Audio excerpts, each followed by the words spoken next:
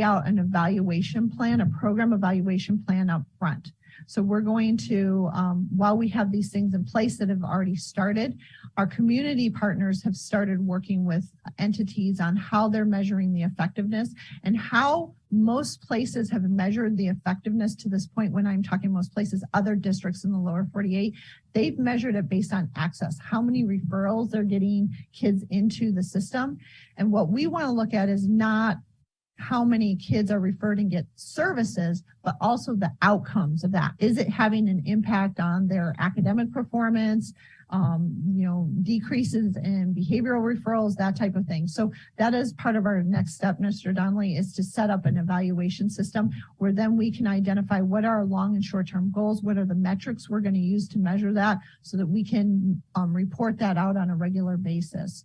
That will be the work that we're going to do this year as part of that how, so that as we go into next year, we have regular reporting out of the effectiveness of this, not just access, but also outcomes for kids as well. It is a little tricky to do, but we'll probably have to work with people to help us figure out how to do that, but that will be a part of this. Because oftentimes what we do in education, especially probably other areas, is we put something in place and we try and measure it after the fact. We really want to get a good, strong program evaluation in place before we expand this out to other schools. Thank you. I think that's really important. Thank you. Thank you. Let's go now to Member Jacobs. Thank you, Dr. Knudsen. Appreciate all the work of you and the team. Two questions, and I'll go one at a time. Madam President will allow. I think I saw the 0.5 FTE for school counselors as our interim guardrail. Is that does that align with best practices, or is that a byproduct of the staffing reality in the district? I think the ratio that I've seen is 250 to 1, and so curious on that. Yeah, I can get those numbers.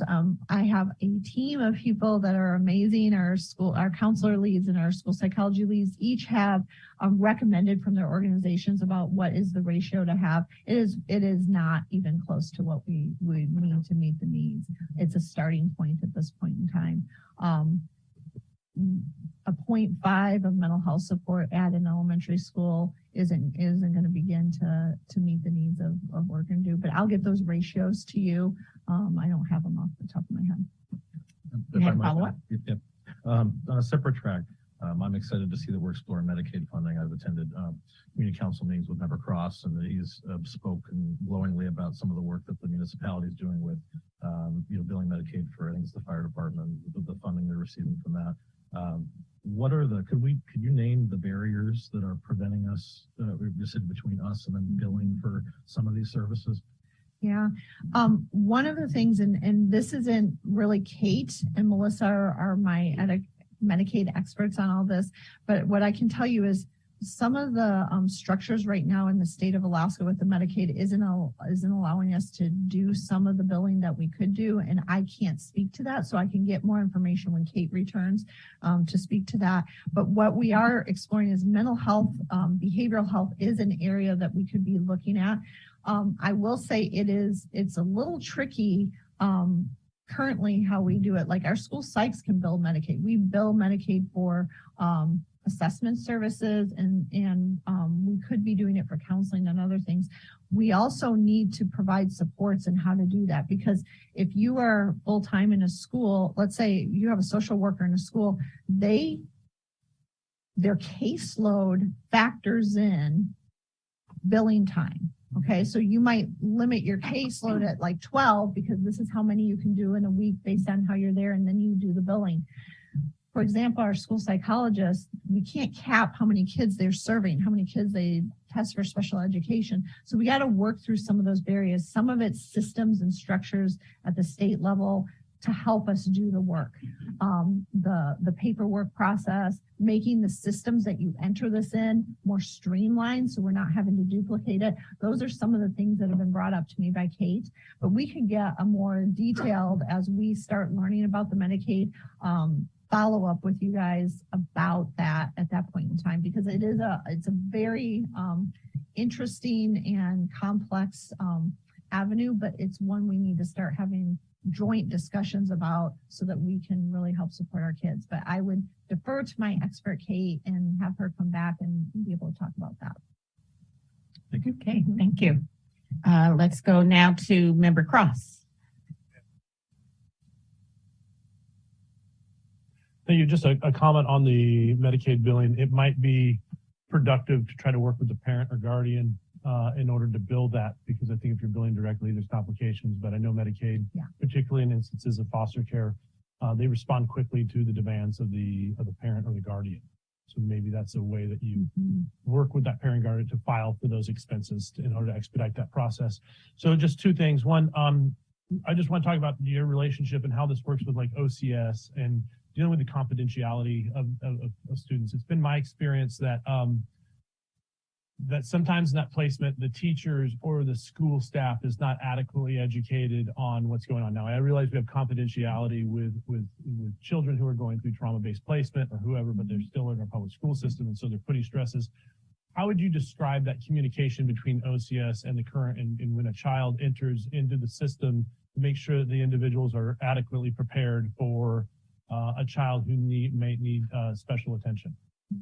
Well, we do have training that we do with especially our providers, like our counselors, our school psychs and stuff around OCS and reporting, but also as well as, how we deal with the trauma with that. I do say, I think that the communication with OCS and our work collaboratively could improve.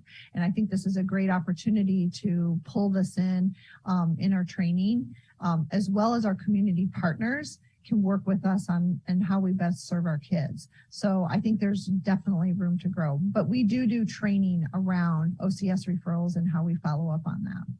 And part of that might be just because the average OCS caseworker is currently carrying twice as many as recommended. Yeah. So, when they only recommend 5 to 6 cases and they're carrying 12 or 15, then it's just a matter of inevitable things are going to slip through the cracks, which goes into perhaps, and you can talk a little bit about whether or not, and I'm sure it is in your plan, I didn't notice it. What, as far as addition, maybe our next counselors are already working for us, and that is what opportunities are afforded teachers to, and how much is available to them to get counseling certificates, because those issues show up first, probably in the classroom. Right. And so making sure they're aware, I'm sure there's already some level of training, but what does that look like as far as additional pay or incentives for them to become much more qualified in counseling issues or counseling applications? Well, I know one of the actions that we've done over the years and took a little pause during the pandemic, but that we're trying to bring up again is training our teachers in youth mental health first aid so that they can really know the symptoms and signs to look for and how they refer students out. A lot of our interventions that we're doing at tier 1 and tier 2 are trauma informed, and we're trying to provide the tools for teachers to have in the classroom to be able to address the needs of kids in the learning environment. But in addition to that, being able to recognize signs and symptoms and be able to refer out and have those interventions, we're doing that through youth mental health first aid training. Like I said, we've had to do a little pause on that, and we're trying to get our own trained trainers in that so that we can do that. I know our benefits department is also doing that with administrators on mental health first aid, so they can really see those within our staff as well. Because I will say, I'm talking about kids, but we're also hearing a lot about staff needs around mental health as well. So that training in particular is what we're doing. The other thing is also looking at pipelines of if teachers want to be counselors and do that. The problem is right now UAA does not have a counseling program. And so how do we work with a distance ed program or other ways that we can do this? That's why we're really working with UAA and their social work program, because at least we know they have that. And that might be something that teachers can get more training in if they want. Yeah, it's unfortunate that they don't have a counseling and they lost their education certification as well. That's a double punch in our school district. Thank you. Yeah.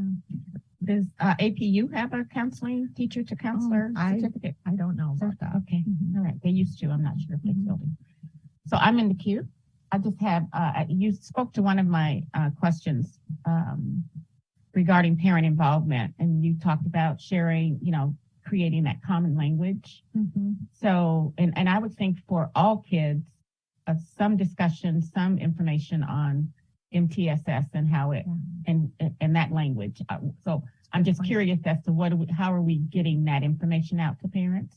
Because it really wouldn't matter if their kids are special needs kids or if they attend our schools, parents should have some education around that. So the current and future plans for that would be, is one question. And the other is just to talk if you could talk a little bit about the crisis response teams that we have in place. Sure. So I think that's a great idea. I know with MTSS where it usually has been communicated out is at the building level. So through parent nights or through newsletters to parents. But that's really why we need to involve families in this planning, because we need to know how best they want this information and how we roll this out and what information they need. We always, I think, assume we know and doing it through parent nights and all this, but we haven't necessarily involved families in that planning. So as part of the work, when we're pulling together work teams, that is a major piece, is how do we communicate this out? How do families want it communicated out? How do they want to be involved? But usually that's the process that we do it through, is through the building level and communicating out. We have done some district-wide stuff, but I really don't think that reaches families the same way as it does at the building level. So that's one thing. And then, does that answer? Yeah, that's great. Okay. All right, and then the crisis response team. So Linda Self is our lead school psychologist, and she kind of is our point person that really keeps track of our crisis response teams. We do not have people just waiting and doing crisis response full time, like specific teams that are at the ready to do that. It is our providers who are in buildings day to day.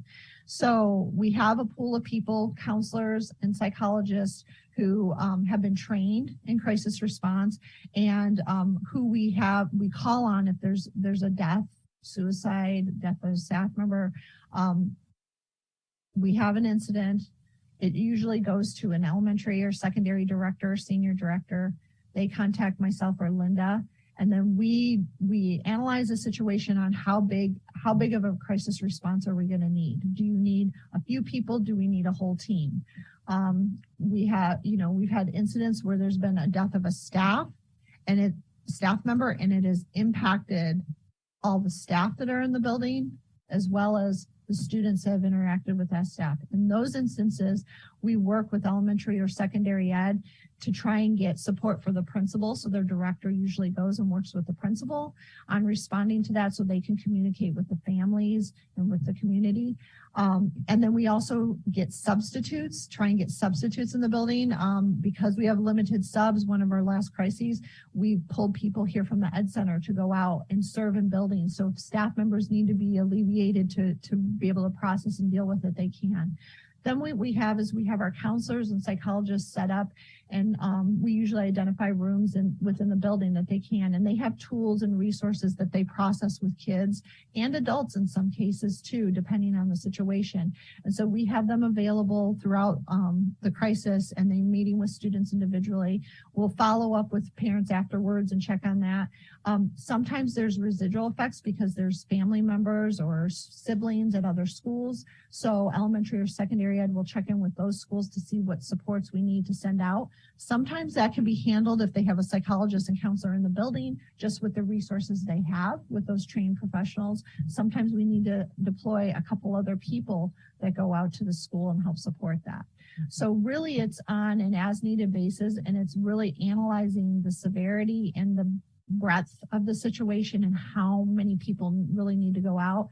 But the prepare training that I talked about is what we train up our psychologists and counselors in. It's through the National Association of School Psychologists does this, and it's evidence-based. And so that's what we train people up on.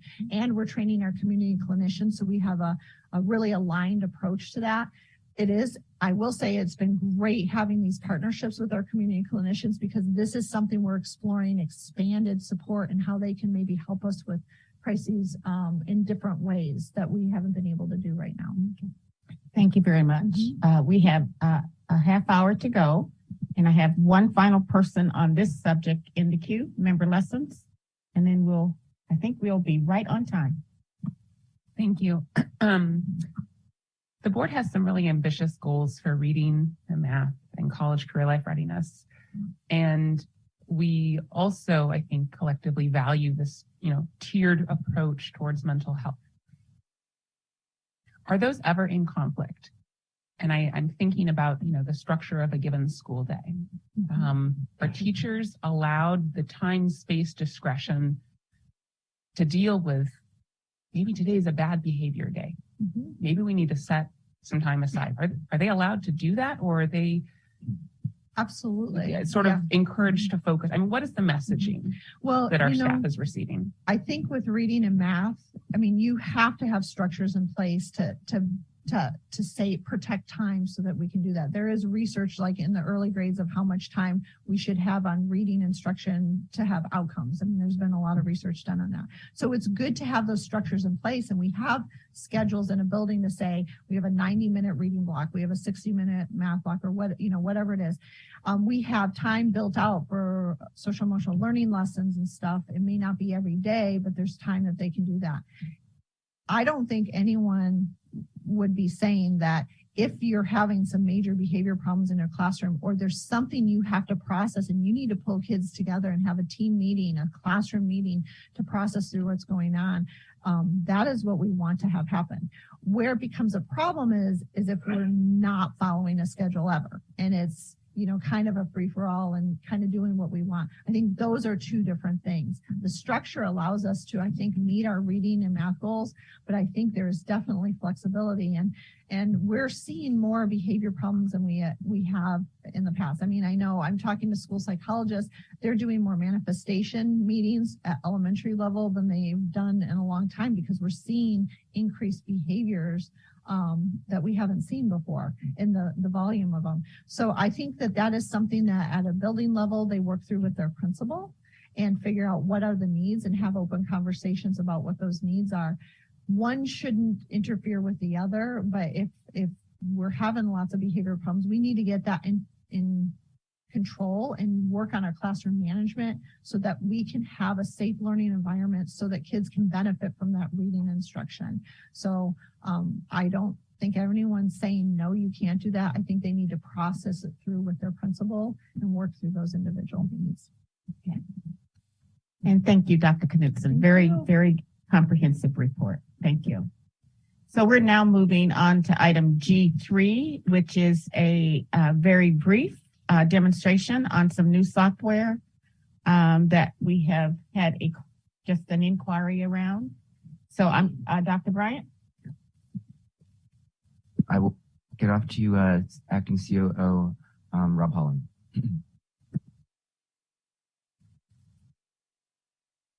Okay, so this involves a software platform called Stop-It. And as an overview, where we have a need to give voice to students in distress, an anonymous or other voice for various reasons, bullying, distressful situations at home, threats at school, or outside of school even, thoughts of self-harm, overhearing others with similar thoughts, etc. We know that many students would not want to just walk up to the front office and discuss something like that in person, and we don't want to stifle that. We want to give it a voice. So this platform is called Stop-It. It is recognized and endorsed by the Department of Justice. It's in use in about 7,000 school districts, public school districts across the United States. So it's an anonymous reporting platform that uses, it's web-based, and it's also mobile app-based, and it also incorporates a telephone crisis line that's manned all the time, staffed all the time, including nights, holidays, weekends. Excuse me. So students have an option to call in and talk to a crisis interventionalist. So the anonymous platform can remain anonymous, and staff can interact with the reporter in an anonymous fashion, or it can go to a more direct approach if the need arises. And so that's the nature of the platform. It's reported via emails to school administrators. It differs very much from Gaggle. Sometimes we get questions about that. Gaggle is just a monitoring platform that tracks certain words or key phrases used on chats that are on district provided platforms. Okay, not private cell phones, etc. But Stop It is actually giving voice, an anonymous voice to students. The crisis text or talk line is a big part of this as well, and something that we have not had in the past.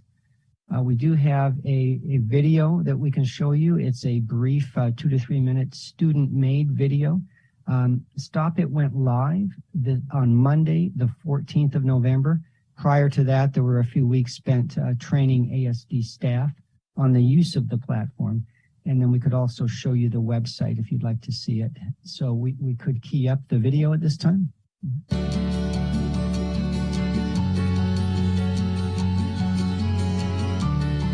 Anchorage School District believes that being successful in school starts with having a safe learning environment. That's why administrators and staff continually evaluate district building and safety practices to make our schools as safe as possible. Although statistically, school is one of the safest places we can be, tragedies impact us all, and it's important to have a plan for any situation that could arise. Our district leaders consistently work with local law enforcement officials to update safety procedures throughout our campuses.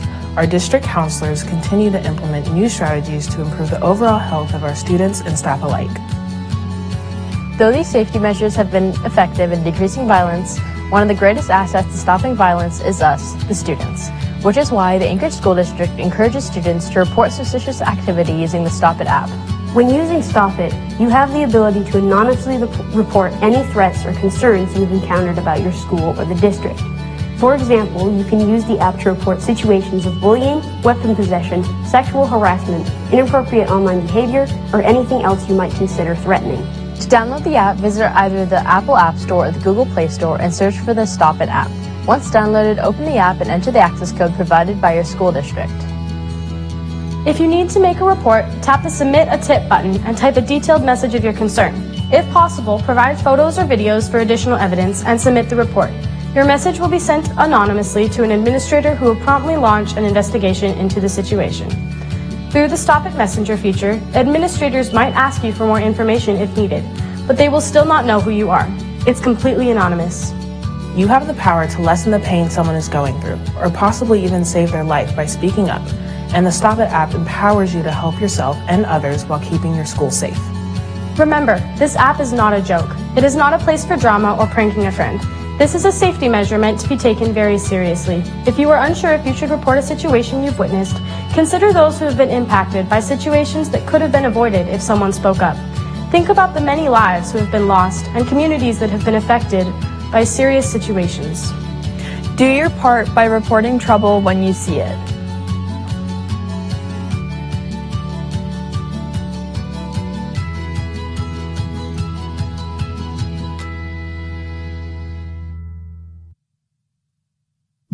Thank you. Chief Holland, did you have one couple of Let me follow-ups? just say unless there's any questions, then that's the presentation. All right, thank you.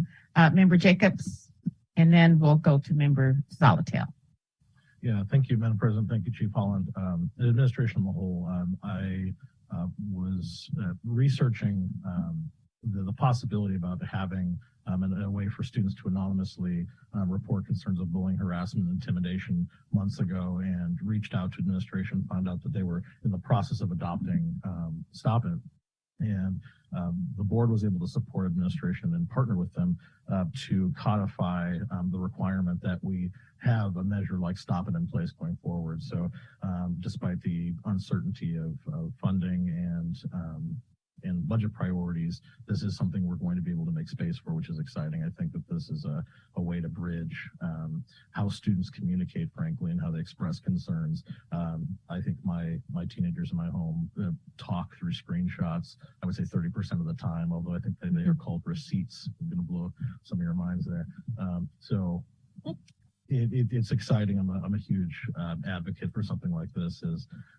Bullying is a problem. We know it goes underreported, and this is one great way we can support our students and staff in getting that information out there. So thank you. Thank you, Member Jacobs. Member Zolotel. Thank you, Madam President. My question is on the crisis line. Is this our local Fairbanks crisis call center, crisis call center located out of Fairbanks? Is this a national call center?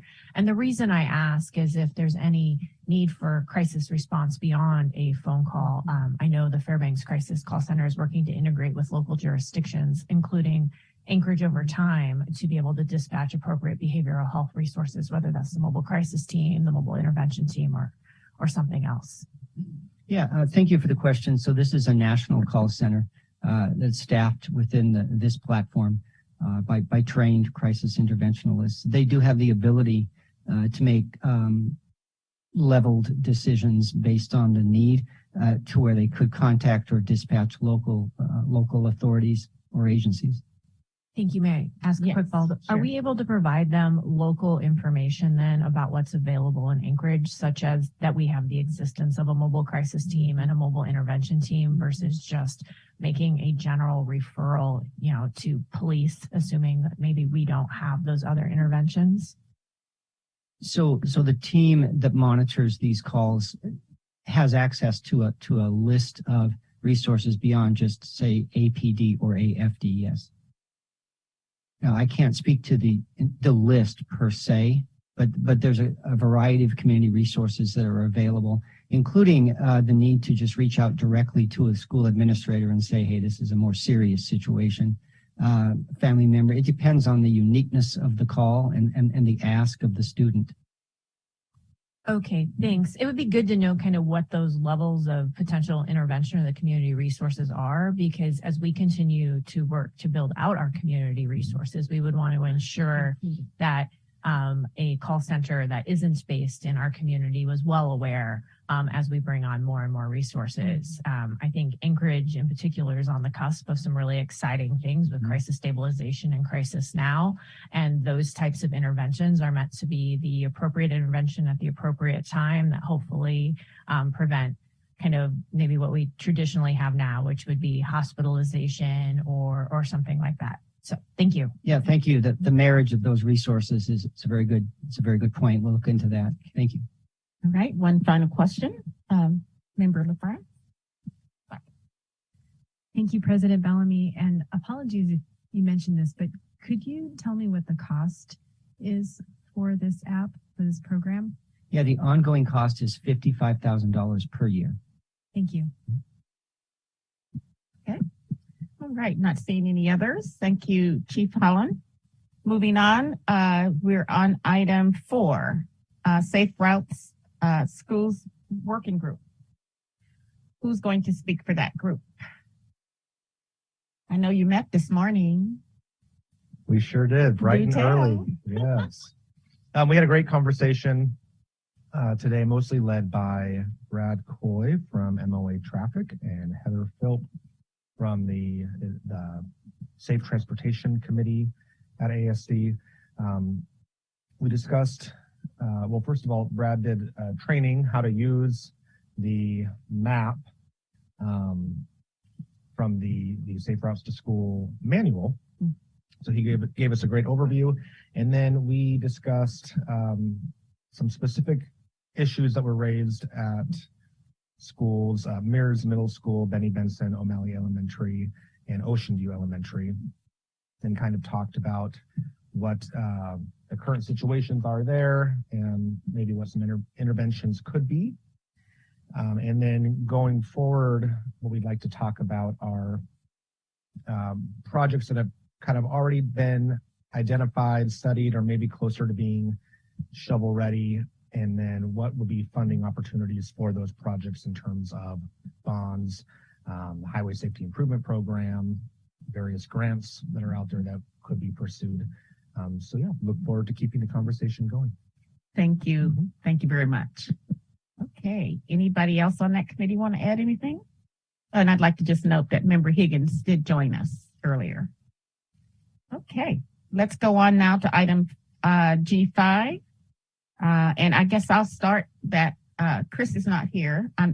Member Constant is not here. He's on a flight.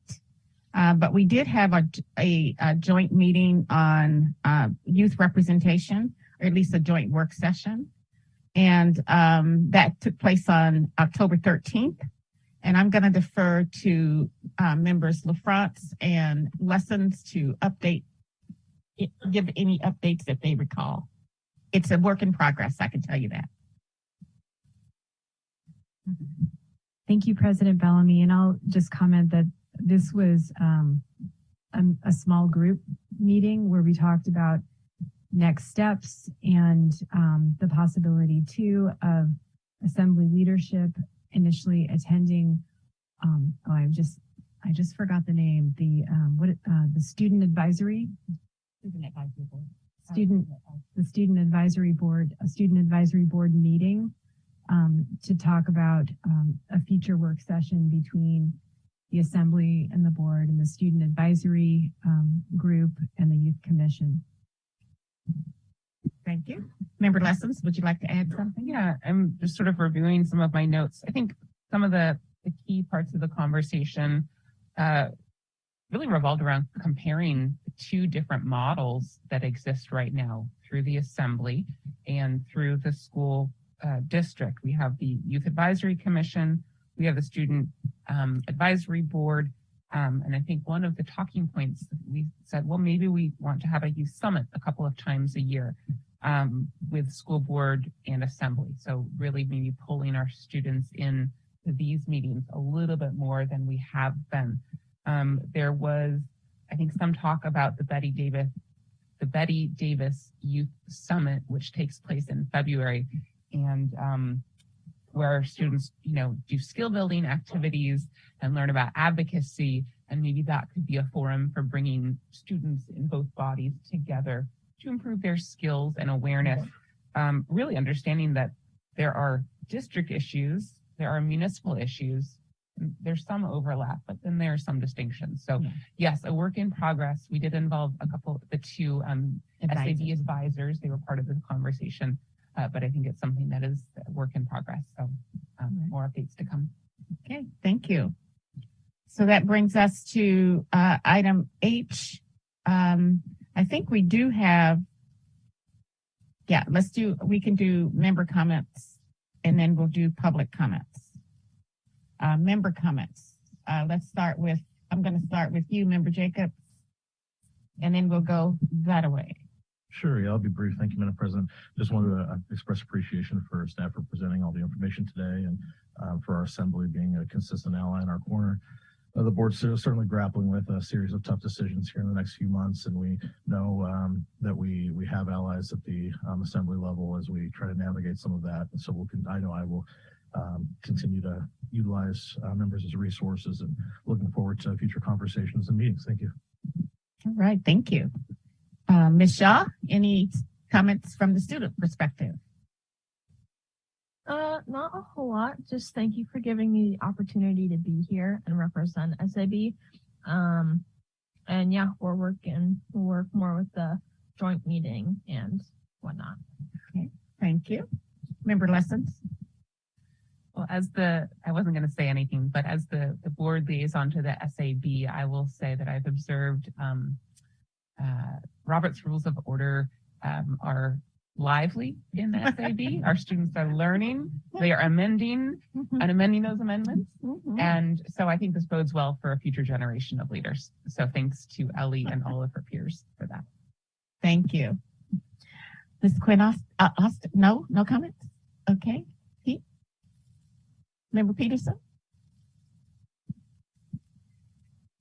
Thank you, Madam President. And I thought the presentation about the mental health and how it's the demand and need at the school level is there, and it's unfortunate that we have a shortage of practitioners and people with the experience that we need to fill those positions. And unfortunately, this isn't just in Alaska, this is a nationwide phenomena. And so when we're trying to recruit these people, we have to, not only compete with schools in Alaska, but these schools in other regions across the country. And so that creates it's just another step that we have to figure out how to get over. And so, but it was a great presentation today. Thank you. Thank you very much. All right, Mr. Cross. Thank you. Yeah, just to build upon that, in the mental health issue is critical because we understand that a child who who has an uncertain home situation or is going through trauma or fear, it significantly limits their ability to learn and retain knowledge, and therefore that is part of the reason that we look at these test scores and we have concerns. And so it's something that extends beyond the classroom. And so I look forward to being a solution to that problem and working with the team. Thank you. Thank you very much. Member Boland.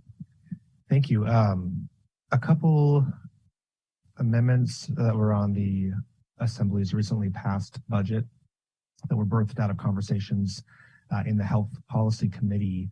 One was a grant to Recover Alaska. They're working with UAA on their social worker expansion program, and that will help train upwards of 30 additional social workers. So I'm excited about that, as well as Volunteers of America to do some programming with youth, substance misuse prevention programming. So as Member Zolotel stated earlier, the Health Policy Committee is committed to doing a lot of this work in our community and is happy to continue to engage with ASD and identify those needs. So, thank you. Right. Thank you. Member Zolotel. Nothing further. Thank you. Thank you. Member Holloman. I have to tag on to your comment that I was in a statewide youth group as a teenager, and you weren't really considered a master of Robert's rules until you'd made someone cry in a meeting by using it. So it is, I'm sure, alive and well.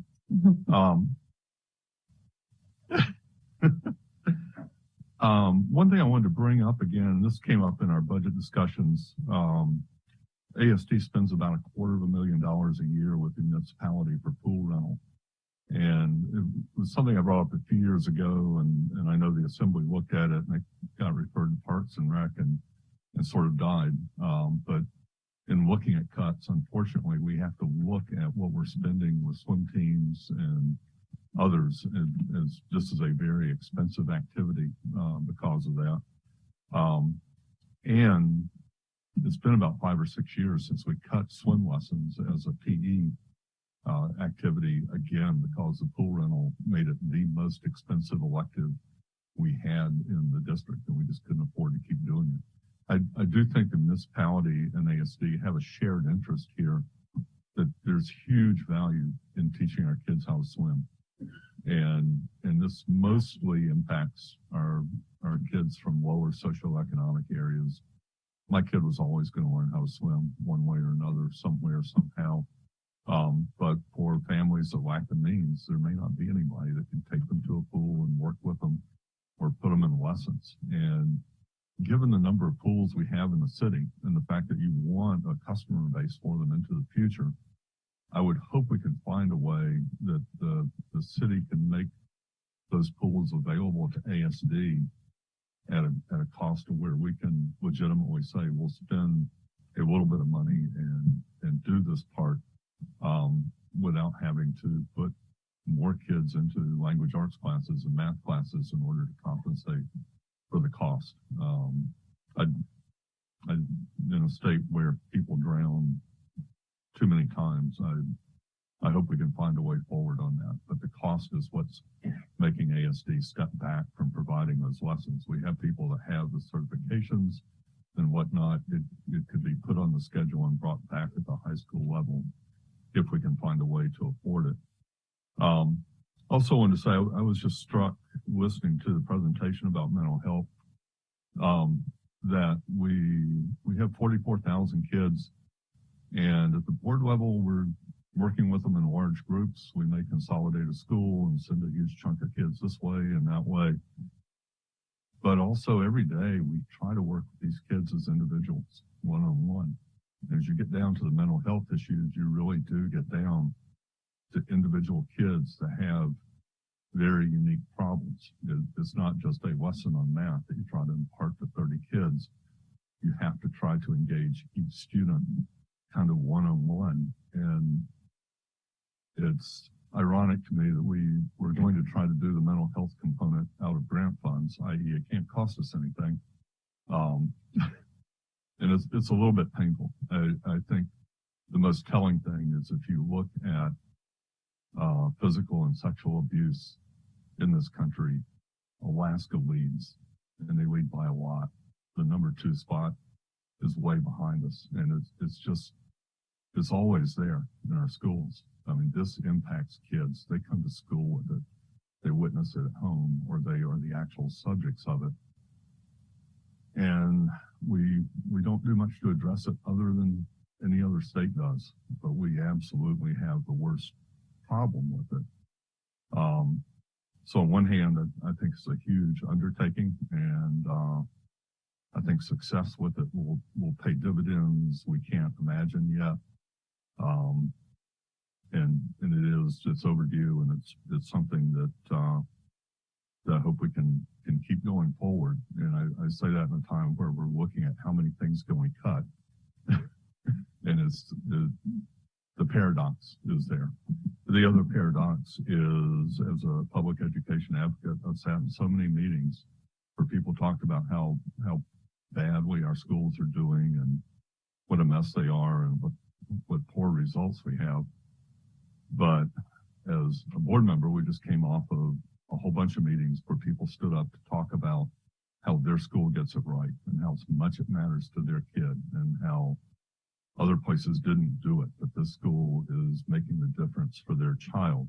Those people are out there, and I appreciate the assembly members who were able to get to some of those meetings. If you missed them, you might take some time and listen to the public comment section. They're all on the ASD YouTube channel. Just to remind yourself that a lot of your constituents really value the schools in a way that you don't see much in the paper or hear when people are upset about the budget. I totally get those are two sides to it, but it's going to be heart-wrenching for people if we close buildings that matter a great deal to them. And I can do the math, and I can see where if we don't use those buildings efficiently, we're spending money on utilities and staffing and whatnot that could be in instruction, that we may be able to do a better job moving their child to a bigger building or bigger population. But it's going to be pain for individuals in the short run to get us to a place where we do a better job and a more efficient job in the long run. So I guess I'm just kind of torn today looking at presentations, the very individual work that we do versus the large numbers and groups and budget line items and all that. So I just wanted to emphasize that. Thank you. Thank you. We are going to run out of time. Can I get a motion to extend by 10 minutes? Move to extend by 10 minutes. Is there a second? Second. Any opposition to extending the meeting by 10 minutes? So that seeing and hearing none, we will go until 11:10. Member Higgins. I can't compete with how long he talked this time. So this is a little bit out of the ordinary for me. I'll start off that way. I just want to say, first of all, I apologize for being here late. I know that when we get sub-zero weather the first year, you're supposed to check your battery and know that vehicles will have so many problems. So I ran into a little difficulty, but I apologize because I really value this opportunity to exchange thoughts. And I appreciate the support we've got from the Assembly so much. It means an awful lot within that. I would just say one thing on the mental health, which is so critical. I was impressed, and I won't go through the details of some of the things that ASD has been doing before now in regards to that, even when kids were remote and going with the computers and IT's role and others in regards to identifying at-risk kids is very impressive. So it's a group effort in all cases along those lines. And last comment is just on all the cuts we have to do. We're looking at everything and saying, how does the math add up? And everything we knew needs to start off with what's best for the kids. If we're going to cut something, how is that better than something else? What are we going to do to improve outcomes? I can appreciate the fact that parents want to have their kids within a local school. Connection with the parents, with the school impacts outcomes. And so when you look at schools being closed with Title I area and it's in that area, parents walk their kids to the school. When there's activities, they're doing it. And if those schools are further away, their activities are going to go down. Their connection with teachers are going to go down. And I believe that impacts outcomes. One of the big things is you have a connection within the schools, and those parents being involved is so critical within that. So I hope all of our discussions, which we're going to spend December 10th on a full picture of options, but each one of those needs to start off with what's going to benefit the kids the most, or what's going to, because we want to minimize that as much as possible. Sorry about that. That's what the problem with Bluetooth. But minimize as much as possible the impact, because we need to improve outcomes. And I appreciate the fact parents are connected, but we still have outcome problems. And everything we're doing right now is focused on impacting our ability to do that. We need to talk about what we can do to improve it, not just minimize it. And that's where we're at right now. So I appreciate your support in the past and look forward to it in the future. Thank you.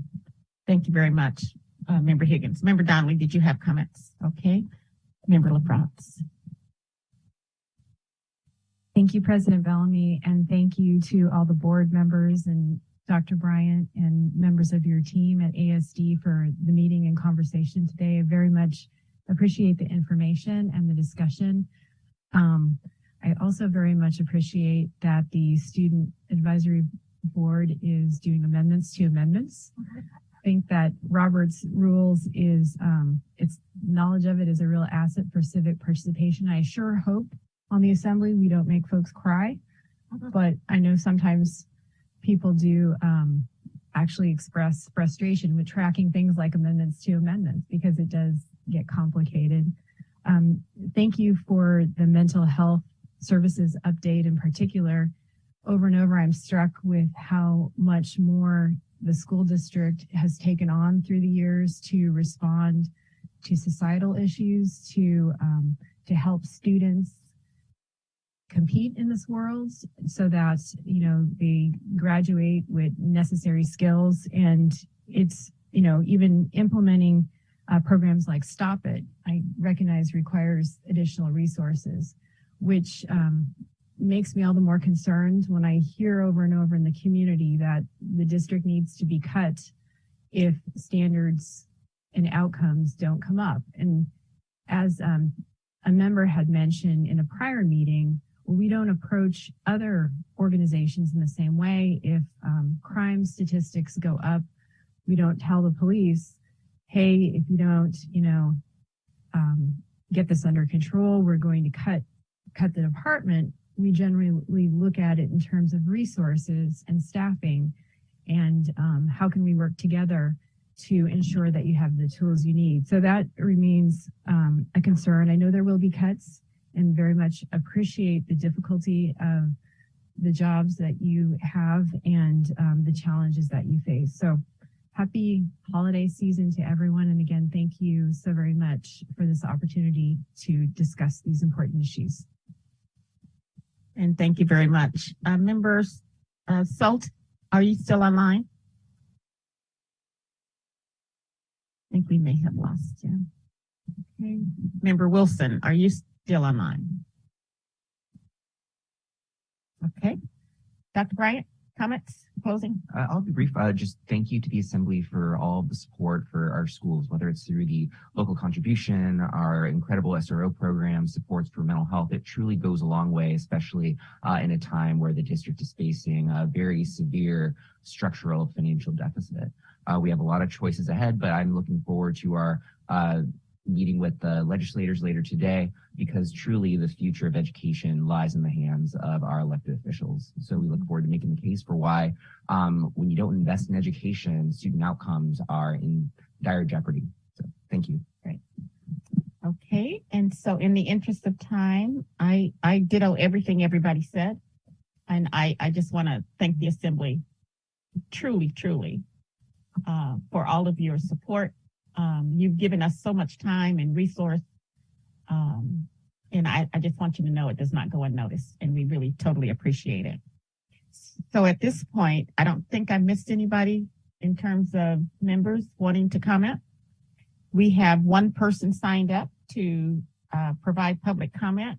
And we'll invite that person to come to the mic right here. Jeff Allen, are you Jeff? Yes, right there, Mr. Allen. Welcome, you have 3 minutes.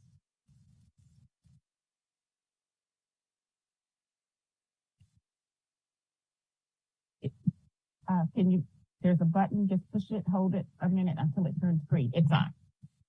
Thank you. You might pull it a little closer to your mouth though.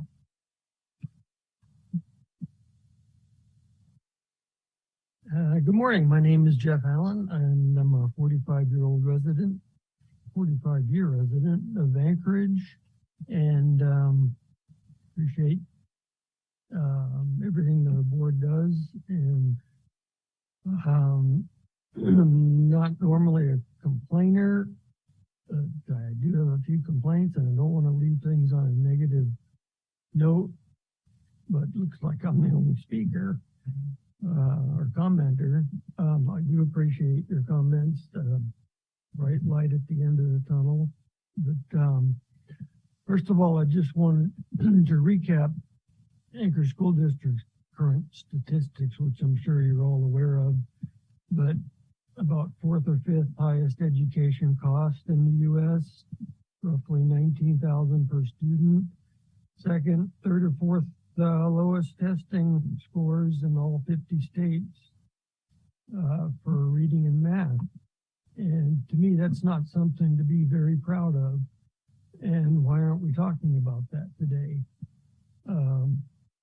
It's almost as it's been accepted as the norm anymore. In my assessment, this record is not a very good return on investment, especially if you're a taxpayer like myself, who provides about 50% of my taxes to the school district. Almost everything that I read and hear with regard to ASD seems to be some type of fiscal emergency, especially lately. It doesn't seem like there's very much forward planning. Every year you go to the legislature and you ask for more money and then more bonding from the taxpayers and more property taxes. I have to ask, why are you needing more money when we have about 5,000 less students than we did 8 years ago? And shouldn't have costs come down dramatically since then? In my mind, that's the equivalent of asking your boss for a raise when you're actually failing miserably at your job. And why now we're just talking about cuts? Why not 3, 4, or 5 years ago? If there are 5,000 less students, why do we have more administrative employees now than we did 5 years ago? And by administrative, I'm not talking about the teachers. They're always the first to be laid off. That doesn't make much sense to me. But now you're attempting to patch a $68 million shortage in the Mr. budget Allen. by closing the schools. Monies that you're told not to Mr. plan Allen, on. your time is up, sir. Thank you. Thank you very much. Couple more We are now on item, sir, no, we only had one person signed up today.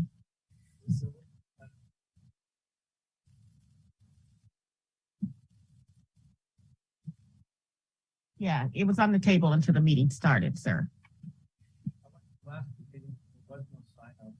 Okay.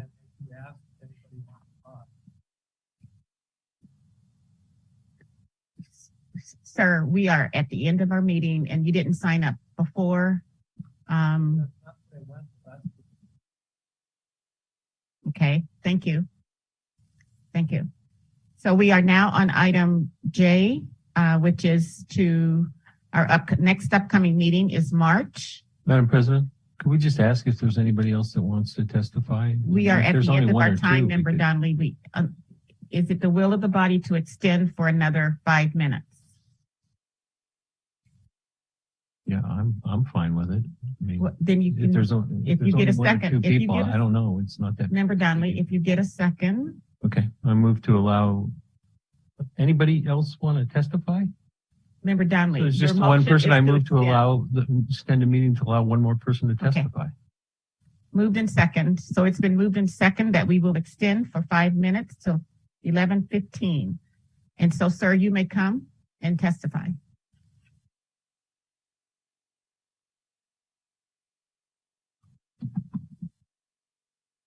You have 3 minutes, and please state your name.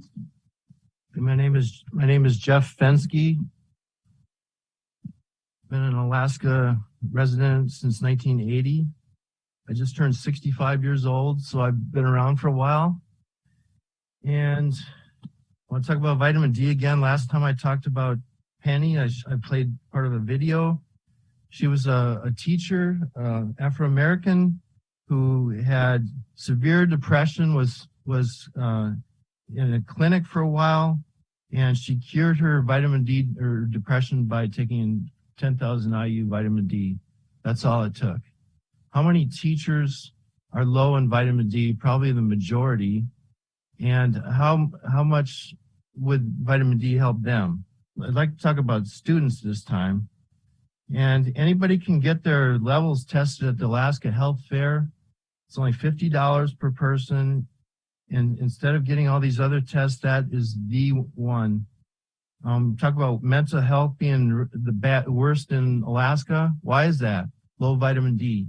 Why isn't anybody talking about it? All of us are going to be accountable someday to God. We're going to see Jesus face to face, and we're going to be judged by what we did or didn't do. And this is such a simple thing that there's thousands of studies on, peer-reviewed. We know what's going on, but Big Pharma won't talk about it because there's no money in it. We get these breast exam commercials every day because they make money on those tests. But high enough vitamin D basically solves breast cancer. Nobody talks about it. It's 70% reduction if people are 70 nanograms per milliliter. This is the vitamin D levels. 30 to 100 is normal. That's what you get in a blood test. 50 is safest for COVID for most people. And most Alaskans are over here. They're not even on this chart. And we're not saying anything. These children have a right to have normal psychotic behavior. And this is a PubMed article, peer-reviewed. Depressed adolescents in a case series were low in vitamin D and was ameliorated by vitamin D supplementation. Swedish study. They started out at 16 nanograms per milliliter, the left of the chart. And then they got them up to 36, which is still even down here, but it's in the normal level. And there was a significant improvement in 8 of 9 items: depressed feeling, irritability, tiredness, mood swings. How many children in our schools have these? Sleep difficulties, weakness, ability to concentrate. How many teachers need their students to concentrate? And pain. There's significant amelioration of depression according to this. It's the key. We have to help these kids. Thank you. Your time is up. Thank you. Okay, and that brings us to item K on our agenda. We can move to adjourn. It's been moved. Is there a second? Moved and second to adjourn. Any opposition? Seeing none, our meeting